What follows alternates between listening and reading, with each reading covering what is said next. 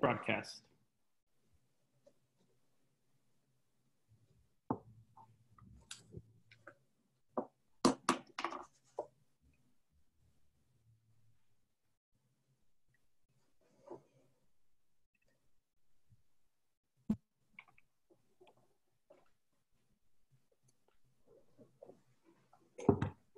All right. Good morning, everybody. We're going to give everybody online a second to virtually enter the room and virtually pile in as we kind of get started this Thursday morning, depending on where you're at. Mitzi has the San Francisco, the Golden Gate Bridge behind her, so she may or may not be in San Francisco. So, all right. Well, I'm going to go ahead and get started. Thanks everybody for joining us this morning. We're here with our partners, Goodwin, to talk about kind of M&A strategies in this tumultuous environment. I think I'm avoiding the words pandemic and COVID generally. I think this is just a net new risk to business we're dealing with. And as a guy that's been through multiple cycles, this is my first pandemic. So I think there are things that apply from down cycles and markets. We just saw the jobs data come up this morning. You know, surprisingly, not a lot of good news right now. And I think there are patterns, and you'll have a ton of experience living through these cycles to say, you know, here's how things could unfold. Even though it's a pandemic, it's still the fundamentals of a down cycle, right? So as a startup, as a business, how do you start thinking about M&A strategies? From my experience in the startup world, I see a lot of startups doing this, hey, we're going to merge with another startup. And I'm like, by the way, you can't swim and you have someone that's throwing you a life preserver that can't swim either. It feels like 1 + 1 will equal -10. And I think people are trying to make moves in a very uninformed way. And, you know, for a lot of entrepreneurs, it's their first cycle, could be their first startup. So therefore they don't know what the outset of what could happen in a bad M&A transaction. So let's talk a little bit about kind of mergers and acquisitions. Actually, let's start off. If y'all could introduce yourself and kind of your area of expertise and give people a little bit of context and background about the answers you may be giving, like contextually, just give people a little bit of your experience. Blake, you want to start? Sure. Thanks, Stacey. And just to kick it off here, I just want to thank you and the whole Shadow Ventures team for hosting us. You know, it's been great collaborating with you over the last couple of years since we met, and we look forward to the continued partnership with you and the team and all the exciting things that you're doing in the industry. So I'm Blake Liggio. I'm a partner at Goodwin, and I practice in the mergers and acquisitions space. From an industry perspective, I've been particularly focused on real estate technology and the real estate industry itself and the deal flow that's happening in that area. So I will be speaking today to what we've been seeing both in M&A generally and particularly in the real estate technology space as well. All right, great. Scott, you want to go next? Sure. Thanks for having me, KP. So I'm Scott Chase. I'm a partner at Goodwin Proctor in our real estate and real estate M&A practice. I am a traditional securities lawyer. I've done a lot of IPOs, particularly in the real estate space, both on the underwriter side and the issuer side. And I will be talking today about some equity offering options under the securities law without turning it too much into a law school class. And then I'll just put in a quick plug for Goodwin that really we're among the most active M&A offering venture capital, life sciences firms in the country. All right, great. Thanks, Scott. Mitzi? Hi, I'm Mitzi Chang. I'm a partner at Goodwin in our tech and life science business unit. And I would probably describe myself more as a life cycle lawyer. So I represent, founders with an idea, private companies, public companies going through financing, M&A, IPO, and beyond. And today I'll be speaking about down round financings and recapping. All right, cool. All right, thanks, Mitzi. So Blake, we're going to talk a little bit about let's start off with some of the M&A ideas that are starting to pop around, right? And any kind of cycle creates opportunities for consolidation, strategic acquisitions, et cetera. What do you think the buyers in this market, what are they most worried about? I think any kind of conversation of M&A starts off with a lot of enthusiasm, like, wouldn't it be great if, and then quickly it gets into the nuts and bolts. So what are the buyers really worried about? Yeah, the deal flow is still pretty strong. We're seeing right now, there's still conversations that are happening around exploring strategic transactions, which is good. It's a matter of, so there's still that excitement that you mentioned, KP, about thinking about deals.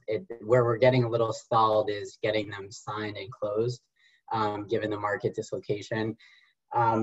Generally this emergency state that existed, at the onset of the pandemic, and I'll try, as you said, not to use that word throughout this presentation, but has shifted now, where companies were thinking about just getting back on their feet and thinking about federal lending programs and employees and all of those issues. It has shifted now back into ordinary course, and a lot of companies, particularly in real estate technology, that industry, have thought about consolidation. And so we're seeing the return of parties that had acquisition pipelines to shifting back to ordinary course, including thinking about those strategies. The deals that have been successful in getting through have been those where there's a target company that really has an established use case, and has really demonstrated recurring revenues and kind of can show resiliency, particularly as buyers are focused on how targets have been able to get through this period and continue to operate and show utility for an M&A deal. In terms of legal things to think about, the risk allocations have really tightened up from what we're seeing.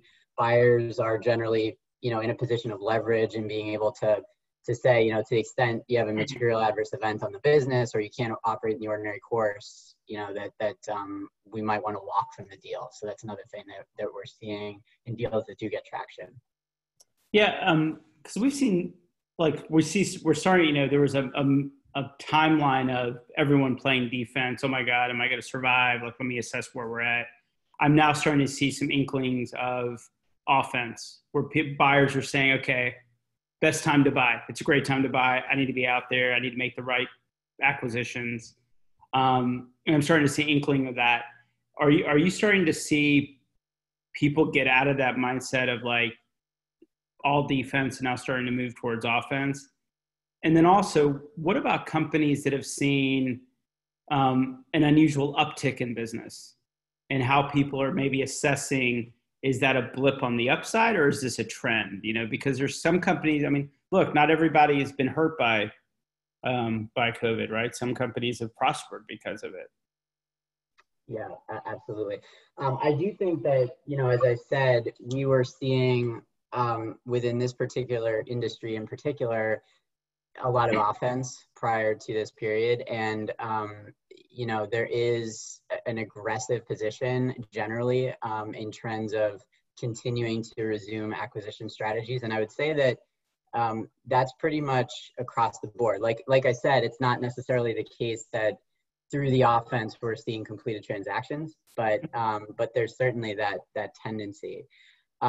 I completely agree with you on the fact that there are winners and losers here, and that the current market situation has exposed some winners. Our general view is that technology will be really an accelerant to the recovery of real estate during this period, and that the assets that, again, back to a use case, but that are getting people back into the physical spaces are really thriving right now. And there's a tremendous attraction from the real estate side to seek out those assets, either through customer relationships or through acquisitions. And those range from, building management, health and wellness, those types of subsectors. Data is a huge piece. Right now, we have a couple of deals in the data analytics space, which is going to be a key piece to getting development pipelines back up and running, because there's more of a conservative position about development and moving real estate assets into construction right now. And so developers and operators want to make sure that they're thinking very carefully about what assets they're throwing money at from a development standpoint. Yeah. And what do you, you mentioned there's a lot of activity top of the funnel, but getting deals done is kind of where things are getting a little squirrely and delayed. If you're an entrepreneur, if you're on the sell side of the deal, are you seeing basically renegotiation, or is it becoming more binary? Hey, we just, based on the due diligence, we just can't do this deal anymore. We just can't do a deal. Or is it things are changing? Because clearly during the diligence period, people are going to go through some sales cycles and revenue cycles, and forecasts get confusing. And are you seeing more of it as being a point of renegotiation, or is it just hey, we just can't do this? Yeah, it's a little bit of all of the above. Buyers are, first, if there was a deal that was signed pre-disruption, the buyers are being very savvy in terms of how they're trying to utilize a contract to potentially get a repricing. They may feel that they overpaid for an asset, and that now is an opportunity where they can try to say, okay, well, we want to terminate the deal. And maybe the ultimate objective isn't to back out, but it's to get a repricing of the asset, right? So they can get it at a cheaper price. And that may be driven by just buyer's remorse, or the fact that they don't necessarily want to take the asset. They don't think it's useful anymore right now in this market. In terms of processes that have been launched during this period, buyers are just taking more time. They're more deliberative about all the elements that you mentioned, due diligence, about business risks, and then financial metrics. I mean, as this is a young industry, and there were a lot of high growth, high multiple type financial models and a lot of the potential targets in the industry. And, there's a tendency now for buyers to want to see more ARR and, recurring revenue, not service heavy kind of customer based models, because of the fact that there may be,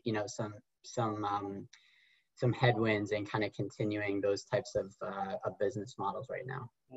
Are there sectors within proptech that you're seeing that are where there's more traction, where there's more interest versus others? Is there any biases starting to form around whether it's a tech or a market within proptech? Yeah, definitely. I mean, and you all know this, from your own activity too. But as I said, I mean, I think data is a key space. The building management and platforms that are able to plug in a number of point solutions and offer, a stack with safety, data that's tracking employee safety and getting back into office and hospitality. I mean, those are subsectors that have just been hit disproportionately hard. And so the types of technologies that are able to help with facilitating reentry to those types of properties. E-commerce is obviously further exploded. Everybody is receiving things online, and supply chains have been compromised through the fact that there's been increased activity in that space. So we're seeing industrial assets and storage being utilized to connect some of those gaps, retail being repurposed, and technologies associated with supply chains and inventories. So that's another big space. And just general safety. So, touchless entry points, and anything that's getting people back into, helping facilitate safety and wellness, getting people back into properties. All right, great. And for those of you tuning in online, use the Q&A feature in Zoom if you have questions, and we'll try to answer them, as long as they're not crazy questions. And those will just make fun of you. for asking crazy questions. But if you do have questions, hit the Q&A as we go. So, during, unknown times, right? I think people enter into a deal wanting to do a deal, right? There's definitely emotional attachment and momentum. And then we start hitting these little potholes along the way called risk and changes and all that. What are your thoughts on like deal structuring to mitigate and get people comfortable on either side, right? Because I think some of these companies, it's like, well, if these three things happen, we're just going to explode. And it's like, well, if those three things don't happen, you might be in the ditch, right? So either party is really trying to negotiate against a set of unknowns, and then build some structure that says if the outcomes are better than expected, I can benefit as a seller, and if they're worse than expected as the buyer, I'm protecting my downside. So what are you seeing in terms of kind of strategic deal structures around these deals? Yeah, again, the way that the contracts are being drafted are very careful to allocate those types of risks. I mean, we're seeing more thinking around purchase price adjustments and earnouts to protect against, forward-looking upside and downside, upside for sellers, downside for buyers. There continues to be, a bunch of distressed sales, but as you said, those aren't necessarily the best, the best scenario from a pricing standpoint. One of the transaction types that I think has become pretty attractive lately are joint ventures, where we're seeing a propco opco structure, where the properties are owned and purchased by a property owner, and then you have an opco that is the manager, typically through a software company, and that's a better structure from a for the respective real estate and tech business models, because it allows the investment sources in each entity type to kind of stay consistent with their risk profiles. Property companies can continue to be financed through the real estate finance model, which is debt and real estate investment, and operating companies can continue to be financed through a software type model that reflects VCs and VC debt, and tracks the tech and branding and other people aspects of the venture. So that's been kind of been viewed as by a lot of our clients as maybe a safer way to transact in this current environment. And then we're also seeing strategies around, based on existing JV structures too, minority buyouts and debt to equity exchanges. If some of these entities were capitalized through debt contributions, it may be a time where, where a party may want to shift over into equity if they see an upside in the business, and trade out debt for equity. And then spin-offs are another strategic transaction structure that we're seeing contemplated now. And the benefit to that is that you can continue to develop a product line through a well-established company that may have, that has also well-established capital sources, and you can spin off that product line through, through a name brand, and be able to either raise capital. You can do that through an M&A exit concurrently with closing a deal, or with a series financing round as well. All right, cool. Just one more quick question, and then we'll talk to Scott a little bit about equity financing. There was a frothiness, right? The real estate market's going crazy. So, everybody, most people in the real estate business, it's other people's money, right? So everybody's got an LP type investor. And it felt like when things were good, there was a lot of interest in proptech because there was extra capital sitting around. As things get pulled back and people look at buying opportunities and they look at capital allocation towards their core business versus other places, we're seeing this weird kind of dichotomy around this idea that some LPs are saying, well, we need to focus on our core, and other LPs are saying, well, technology is clearly the future. We should actually be allocating towards that. So where was kind of a nice to have, we're hearing from some LPs, well, core business looks to be shifting, maybe we should be looking at tech businesses instead of the core business, just because life has changed. Are you seeing any signaling from kind of the LPs of all these real estate companies around tech investing? It depends on, I think it depends on the investment thesis and appetite for risk. I mean, that some of the LPs are more cavalier in terms of, their belief in technology. We believe, as I said, that, technology will be a key driver going forward. And some of the LPs are very much all in that regard. And so I think we've either seen, it's been pretty binary. We've seen either people moving more towards the all-in or people pulling back, which, to some extent is expected from the real estate industry, because we were kind of at this crossroads when all of this started, where we were just hitting that stride in the industry. And, and now, unfortunately, ultimately, I think we're going to end up ahead, but right now we're maybe, taking a couple steps back. But to answer the question, I mean, I think that there's a split, and some are sort of showing more interest and some are pulling back. All right, very cool. So for everybody, we're actually recording this. It'll actually go into our podcast format as well, since nobody here is presenting slides, and people can have access on how to contact you once we republish it, et cetera. So thanks, Blake.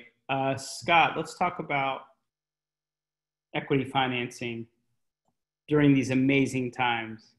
You asked me ahead of this call, like, hey, KP, are you busy? And I'm like, the markets like this is where, you're busiest, right? There's more, it's not simple. It's kind of busy, right? Because every deal is a creative deal. And so our startups are, every startup, being a venture firm, of course, they are always looking for money. Like, if you ask any startup, what is the one thing I can help you with? They're like, write a check. And it's like, well, the business model that I can write a check to, and I'll be happy to write you a check. But their number one ask is money always. So outside venture, which is pretty well constructed, and hopefully most startups know how to work that system for capital. So we're not going to get too deep into that. But what do you see with crowdfunding? I think we've had a lot of conversations about crowdfunding, and we're going pretty deep on it at Shadow Ventures, because for us, we think this industry has some consumer characteristics that are very good for crowdfunding. If you look at the fragmentation of the industry with property managers and construction managers and everything else, it's a highly fragmented industry, which is somewhat conducive to a crowdfunding strategy where you get investors that have a say and influence on product selection, versus maybe banking software where you just have to convince 50 CIOs to buy your software, right? And then you get the market. So what do you think about crowdfunding and kind of opportunities, limitations in this space? Sure. So thanks again for having me, KP. So starting on the smaller side of the securities laws, and I get so many questions about how to raise money under the securities laws. And I think a lot of people don't really understand a lot of the details or just aren't aware of them, which is good for people like me, since we do need lawyers here. But in any event, crowdfunding is really, on the smaller side of things. It has its advantages and its limitations. First of all, I think people refer to crowdfunding in a couple different ways. So one, there's just this general reference to crowdfunding as being a way to raise money from a lot of people. But there's also, under the federal securities laws, a very specific way of referring to crowdfunding, and that's Reg CF, and that has very specific requirements and limitations with respect to what you can do. Crowdfunding in general, though, it has really increased year over year. People get excited about it, I think, because it's easy for investors to go online and to buy shares in companies, and some of the companies are really exciting companies. And smaller investors don't typically have access to investing in some of these companies. And so it can be pretty hot. And I thought, it might be useful for me to just run through just some of the general requirements and limitations of crowdfunding. That'd be just great. because again, I don't think a lot of people, focus on it. So a company can raise, it's now $1.07 million on a rolling 12-month basis. So it is a little bit limited. So, these are smaller companies that would be looking to do it. There is a SEC filing you have to make, which is somewhat involved, actually. And you have to produce GAAP financial statements for the last 2 years. So again, some burdens there. And then once you do an offering, there are ongoing reports that you have to file, an annual report, for example.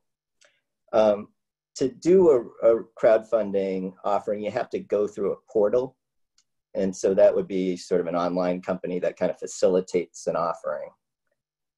Now, the good thing is you can offer securities to accredited or non-accredited investors.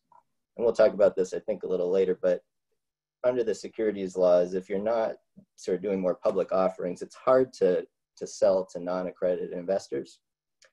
And so this is an opportunity to get to folks that are not accredited investors, meaning people who make under $200,000 or $300,000 a year with their spouse.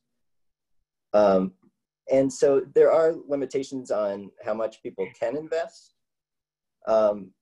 It's small. So if you're an individual investor, you can invest, if your net worth or income is under $107,000, you're limited to $2,200 a year of investment or 5% of your annual income, whichever is greater. So that's a small amount. If your income is a little bit more, you can go up to 10% of your annual income of investment, and that's across all investments. So it's not just one offering.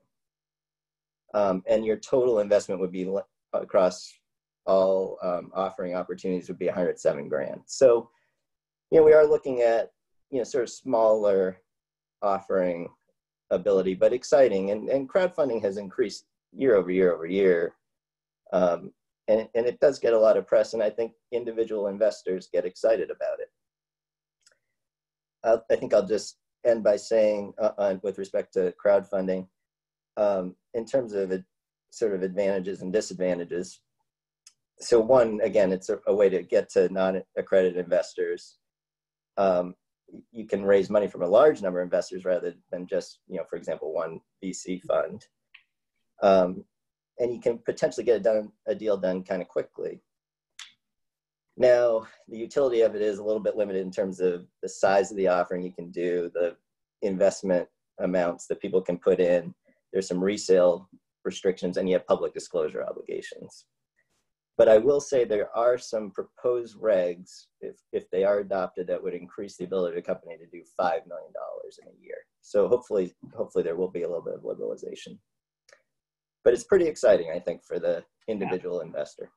And I think it's generally applied to consumer-driven type activities where you can get people excited. One of our partners is a group called Jamestown Properties, and they had done kind of a crowdfunding on the real estate side, and their feedback was, it's a lot of marketing, right? Like you have to really be a great marketer, because unfortunately on the real estate side, a lot of people don't know the brand. They know the property, but they may not know the brand behind the property. So a lot of real estate companies aren't well known necessarily because they're kind of the brand, but everyone knows Chelsea Market, but they may not know Jamestown, right? So with startups, one of the things, it seems like besides some of the regulatory stuff, it's become easier because there's consultants and platforms, and it's, it costs money, but it's not necessarily hard anymore. You don't have to figure it out yourself. But it seems like there's a pretty heavy marketing lift because a lot of these platforms aren't really attracting a ton of people. It's not like you just stick it on the platform and then you're oversubscribed within 24 hours. It's a little bit of, we're at a spot, especially in our market, our space of proptech, it's more put it out there and then you start marketing it. And the platform really isn't great at helping you market. You have to kind of do it yourself. are you seeing changes I mean, are you seeing on the investor side people saying, man, I wish there was more crowdfunding? I mean, it seems like we have with plenty of supply of deals to be done that are ideal for crowdfunding, but it seems like on the demand side, everybody's still trying to work to a base of people in our industry that see this as an opportunity. Right. Yeah. So I do think people get excited, but I do think people don't always know where to go. And there are a lot of different platforms out there. I will say some of the more sophisticated ones, though, have kind of made it user-friendly in terms of having all these FAQs online, which kind of guide you through the process fairly easily. I will say another problem with Reg CF, the crowdfunding reg, is that some of the marketing you can do is limited. And again, this is where the securities laws just aren't so helpful. They're more about protecting investors than allowing you to market. And of course, you know, with securities offerings, it's always a balance of telling people what the risks are of your business and kind of trumping it up. So in any event, I do think that perhaps even some further consolidation on platforms where people kind of really know where to go could help. I don't think right now in the current environment, it's so helpful because a lot of people just probably aren't putting in that extra income right now into some of these investments. You know, they're sort of sitting on the sidelines just a little bit too. Yeah. Although if you track all the data from Robinhood, everybody's putting their stimulus checks to work. Actually, I read a great article that said the reason we're seeing so many retail investors trading is because they don't have sports to bet on. Which kind of makes sense. I mean, it's terrible, but it kind of makes sense. What about IPOs? You know, in our space, you know, we have Procore marching towards their IPO and then not. I've got a couple of companies I'm involved with that we're getting ready to file, and then they kind of just said, hey, let's wait and see. And then I'm trying to think who's the big one in real estate? Encino? Is it Encino? The banking software company. I think they just filed to go public or went public. What are you seeing in terms of that environment and how people should, I don't know if there's a bunch of folks on this call that are like, hey, I'm getting ready to file my S1. What should I do? But in the event that people are thinking about, you know, the idea, what should they be thinking about in terms of timing and process and maybe just more generally from the time I think I'm in a position to go public, what kind of time horizon should I look at? And then 2, not all IPOs are multi-billion-dollar IPOs. And then 3, you know, I have a bunch of friends building SPACs, which is kind of an alternative process. Bill Ackman did a $4 billion SPAC announced yesterday, which I think is fascinating. But, a little bit jealous, but I still think it's fascinating. But what do you think about kind of IPO process and alternative IPO type situations? Sure. So the enemy of IPOs is always uncertainty. And so of course, we've seen it, the IPO market cool a little bit with respect to real estate as people are kind of waiting and seeing. And the reason why uncertainty is always a little bad is because there is a process to an IPO. You don't just say I'm going public and you do it the next day. It can take between 3 and 6 months or even longer. And so you have to kind of try to get a sense of what the world's going to look like in 3 to 6 months and what that demand is going to be. So you can see how it's a little tricky right now. That being said, at Goodwin, we've actually had a lot of people approach us, particularly on the real estate side, sort of in the early stages of thinking about preparing for an IPO. It takes a while to get everything in place. So your best bet is to start early. There are just so many things you have to get into place. You have to hire an auditing firm. You have to get your financial statements all in order, hire lawyers, eventually hire the bankers, the underwriters that are going to sell the deal. And then it's a tremendous amount of work as well to do the offering document. It takes time. I mean, it's a very long document. Everybody's involved drafting it. And then you have to get yourself all ready in terms of your governance, what your board is going to look like. You have to put internal controls around your financial reporting processes, which is really a big thing, and it's expensive. You got to think about executive comp, how your structure is going to look in terms of the corporate structure. So in any event, there's a lot to think about. So what I would encourage folks to do, even though you might not be going out and doing your IPO in August, is to really start the preparations in the background early so that then you are ready to go from there and to kind of be a little more nimble, because the SEC, you're going to go back and forth with them and you don't know how long that's going to take. So start early. Okay, great. Yeah, it's funny. I get so many startups coming to me like, hey, what's the goal? Like, oh, I want to go public. And I've run 2 public companies. And I kind of tell them, like, if you're a real entrepreneur, you have zero interest in going public. Like, I took my company public in my 20s, and I spent a year realizing all I'm doing is spending time with HR and accountants and lawyers. And I hadn't seen a customer in a year. And that was just highly disturbing to me, that I'm running a company where I haven't had time to go talk to a customer. And I think a lot of people view it as the holy grail, which maybe, depending on your mission in life, but there's a lot of there's a lot of not fun things as an entrepreneur, as a creative entrepreneur, that's always trying to figure out the next thing. And then dealing with hedge fund managers is always fun on a quarterly call. But we'll never run a public company again.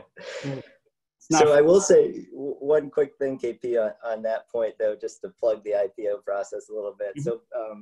So a couple of years ago, we did an offering for Invitation Homes, a really big real estate offering. They own 80,000 single-family homes. Blackstone, as you know, will sometimes, like other industries, will sell in an M&A transaction. Here, they decided to go through the pain of the IPO, and it ended up paying off very handsomely. I mean, they made a huge return on their investment. So it can be the way to go sometimes. No, I agree. It's a strategy. It's a great one. I did. My bank accounts were fine after we went public. Like, that was not the issue. It was just all the meetings, lots of meetings. Right. That's why everybody's like, how do you know so much about revenue recognition? I'm like, once a quarter. All right. Well, thanks, Scott. That was super helpful. We hope to see more in the world of crowdfunding in this space. We just think, when you talk to mainstream VCs that say, you know what, we don't like investing in this space until there's a size, and you ask them why, and they're like, it has the characteristics of enterprise, like you have to serve an enterprise customer, but it also has these really like consumer, highly local, regional characteristics where you have to sell every user at a time. You have to sell a project or an asset at a time. And I think, being the optimist, I look at that and go, that's the opportunity, right? The opportunity is that you have these big movements that are enterprise level deals, and the decision makers are very fragmented. And that feels like a perfect fit for crowdfunding in my mind. But that's how I look at everything. Everything's perfect. But thanks so much. That's great. Thank you. So Mitzi, we're going to talk about down rounds. And very positive topic. I've written a ton on down rounds and down round strategy as an entrepreneur. And, one of the things I've really written a lot about around down rounds is understanding as an entrepreneur how to check your ego. Because it's this idea that down round is a failure, right? Down round is, oh, I didn't execute. I've been trying to coach our entrepreneurs that you have a pretty good excuse right now. It's called the pandemic, like unforeseen condition. So do what's best to get the business positioned great, that as things get better, you're positioned really well.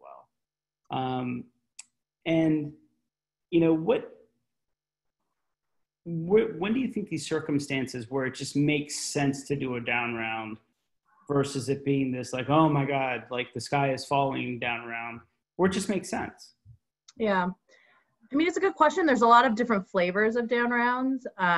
You know, I think that a lot of times it has sort of this really negative connotation. But not every down round is this sort of punitive down round for your investors. You know, sometimes the valuation was off in the beginning, right? Sometimes things change such that, you know, what was sort of very, very positive, you know, a year ago when you were doing your Series B or Series A or Series C, whatever the round, is not looking so great. So there are definitely times, and we've had a lot of clients where they do a down round financing that's very simple, meaning, you know, sort of the next round investor, even if it's an inside round, you know, has a lower valuation, and existing investors are willing to sort of waive any anti-dilution adjustments. So it's really not that different from a regular financing. I think where it can get very negative is if you have a really, you know, sort of recap financing where you have a lot of stockholders or investors originally, and you're sort of trying to cram them down. And sometimes it's the only way, right? Sometimes if you don't get any more money, your company is kaput. Yeah. So I think it really depends on the circumstance. But we do have a lot of clients who have gone through down rounds and have been very successful afterwards. So it is not the sort of, you know, red mark on a company's life cycle. You mean everything doesn't look like a hockey stick? I swear, they all look like everything's a hockey stick. Up and to the right. So how would you look at structuring these deals? Because like you said, there's a lot of ways to structure it. You know, sometimes it's a lot more straightforward. The business has been impacted. There's a setback, and it's a straight up recap. It's not worth what it was worth. So can you kind of walk through a little bit of like structuring and how you would look at structuring different deals around different situations? Yeah. So a lot of it sort of depends on where the company is, right? Is it a new investor that sort of wants to come in with new money, and sort of what they're willing to do? A lot of, you know, we've been through situations where there is no money, right? None of the investors sort of want to step up. And then sometimes you have to do sort of more structuring in order to get those investors to participate on their pro rata. So I'll just sort of give a few examples. You know, sort of as I sort of alluded to, there's sort of let's call it the light down round, where it's literally the same type of financing as your last round with maybe an anti-dilution adjustment because the stock price is a little bit less. And your investors can decide to waive or not. And a lot of times investors will waive. So it's literally the same type of financing. We've seen deals where either inside money comes in or outside money comes in, and there's a much higher senior liquidation preference, meaning they just get a really good deal, right? They get a better deal than everybody else. And that's not unusual when you see sort of, you know, another round come in on new money. There's also sort of what we call sort of more structured economics, where a new investor might get multiples of, you know, from a liquidation preference or an exit. So, you know, 2x versus your typical 1x. So really they're taking the risk, they sort of get more return above your other investors. And then I think where, you know, it sort of gets a little bit difficult is where, you know, the company is sort of, look, this is our sort of maybe last resort, we really need this cash. And there's a lot of different flavors of this, but it's really, you know, kind of what we call a pay to play type financing, where if your existing investors do not participate, they lose the economics from their existing investment. So usually that's, well, there's a lot of different structures, but usually we see kind of your typical pay to play, which is, you know, if your preferred investors do not take their pro rata, which is typically a right that investors have, they get converted to common, right? So they lose all of their rights.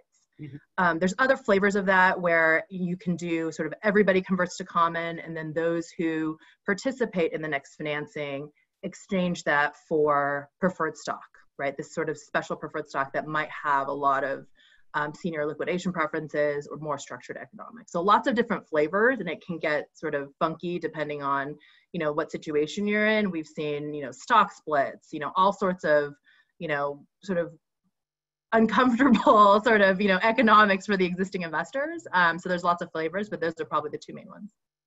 Yeah. Do you, so some of the down rounds I've been involved with, both as an entrepreneur and as an investor, a lot of the defining the story of why, right? Mm-hmm. So is it good money after bad? Like it's and that in the signal of your existing investors not participating. Sometimes it could be like, well, it turns out they're all in hospitality and their core business is suffering and they can't pony up. Like it's their circumstance. But sometimes it's a signal to the incoming investors that something's wrong, right? And one of the things that I've always coached entrepreneurs on is like, you have to tell a good story that's pragmatic. I mean, it's not about telling a good story.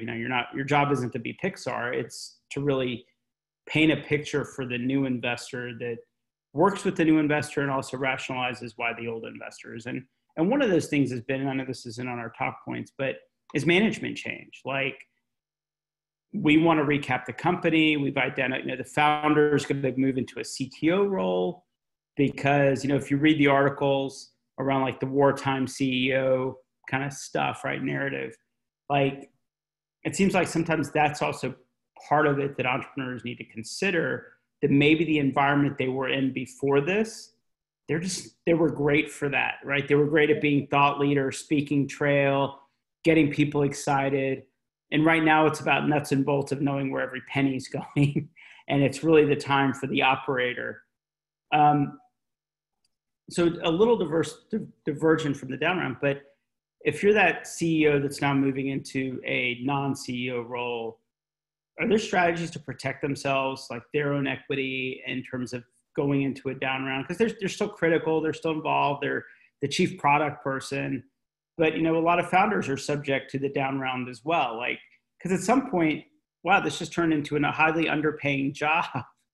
Yeah. Like, why should I show up anymore? Yeah. So there are strategies on the entrepreneur side to protect themselves if they're getting kicked out of the big chair, so to speak. Yeah. So hopefully sort of in the beginning when they, sort of signed on, they have sort of vested equity, right? There's sort of a lot of protections that you can have on the front end. But there's also, it's also an opportunity to think about, well, what does this mean sort of going forward?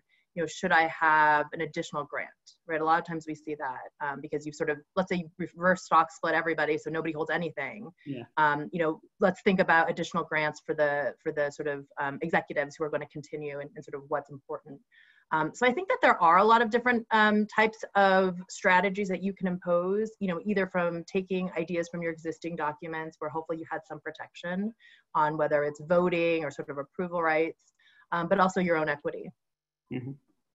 Yeah, because I think that's a big barrier. Like, I just think down rounds, there's so much ego attached to a down round, that, oh, it turns out it's not worth as much, or maybe I messed up and I'm getting what I did. It's amazing. Like half my job is I should be a therapist because a lot of it is this ego and, there's so much attachment as a founder to your company. Your company is you.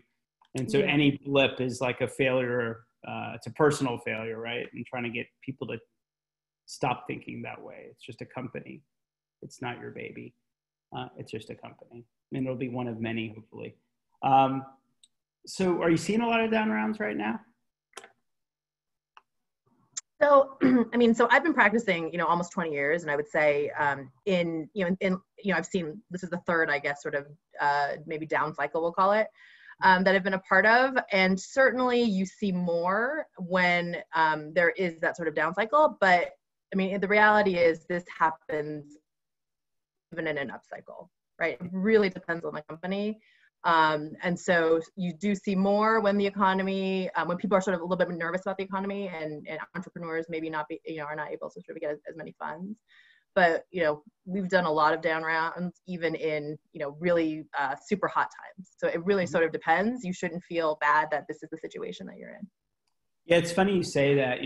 We tend to come in after angel investors, and we joke around that we're always a down round because a great, angels don't know what they're doing, right? They really don't. They don't know how to negotiate a valuation. And if you have a very charismatic, compelling founder,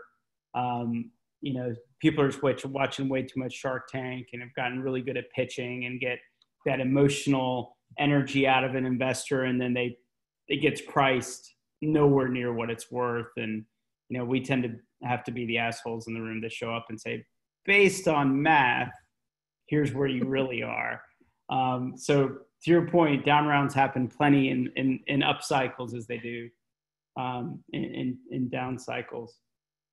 How do you think, if you're an investor and you're trying to really contemplate, I see a lot of people, the minute it's a down round, it's a signal of like, yeah, okay, whatever happens. I'm done with this thing, right? I'm just kind of done with it. If something works out, something works out. And to your point, a lot of companies that go through a down round, it's not a death nail. There's plenty of companies that have had a down round and turn around and are successful. So if I'm an existing investor, are there any pointers like around structuring a deal that I can still, because clearly somebody else is getting more involved with more horsepower, but I still want to protect myself. Do you have any kind of key strategies as an existing, maybe even an angel investor, that to protect myself so that I can benefit from the upside and not have a bad attitude of like, well, it's a write-off. If they ever send me a check, that'll be great. But do you have any strategies around that about kind of upside? Yeah, I mean, I think it's the way that these are typically structured, right? If you put in sort of more money and sometimes there's sort of a minimum, you will get the benefit, right? So if you really do want to, don't care, write it off, whatever, then don't participate and you will lose all of your rights. But if you have hope that there is a strategy for this company, maybe it's a different strategy. I would say sort of think about participating and such that you get the upside on the economics. Maybe you don't want to lead the round, right? Maybe you're not sort of willing to do that, but to sort of think about, I really want to participate, so at least I get some upside. And again, it depends on how these are structured, right? Sometimes it's really not that punitive. Sometimes it is very punitive. It sort of depends on the situation, but I would say sort of think about sort of what's the next step for this investment for you. Okay, great. So I think we'll wrap it up. We didn't have any questions. That's weird. But one thing I didn't mention, at Shadow Ventures, we run this massive community. Gosh, I think we have like 200 startups that participate in it. We've got a lot of people of industry. So we have about 300 like real estate professionals that all care about innovation. And Blake, I know you're in our Slack community, I believe. You probably don't keep your notifications on and are not following our best practices, but I'm getting caught up to speed. But happy to set up, Mitzi and Scott, if y'all need to get set up in Slack too. One thing we like about our webinars is you can be here live, we record it, but having that ongoing availability to continue the conversation after the fact or a week from now, 3 months from now, that's what we've really, I think, done really well with, because honestly, like any of my startups that are listening right now, they would tell them that they'd probably get in trouble from me because they either need to be selling or building product, not listening to webinars during the middle of the day. So it's kind of a trick. If any of my guys are on the call, they're in trouble. But we do try to make sure it's available, recorded version, and then you guys are accessible. So just ping my team if y'all need Slack accounts set up to kind of continue the conversation. And thank you so much. Mitzi, I think you're on vacation. Is that correct? I am. It's a strange way of taking vacations. I feel like I should talk to someone over at Goodwin about how they take vacations over there. But so definitely appreciate you calling in. These other guys are supposed to be working anyway. They need to get to building some hours here in a minute. But thank you, Mitzi, for calling in on your vacation. No problem. All right. Thanks, y'all. Thank you. Thanks. Thanks, KP.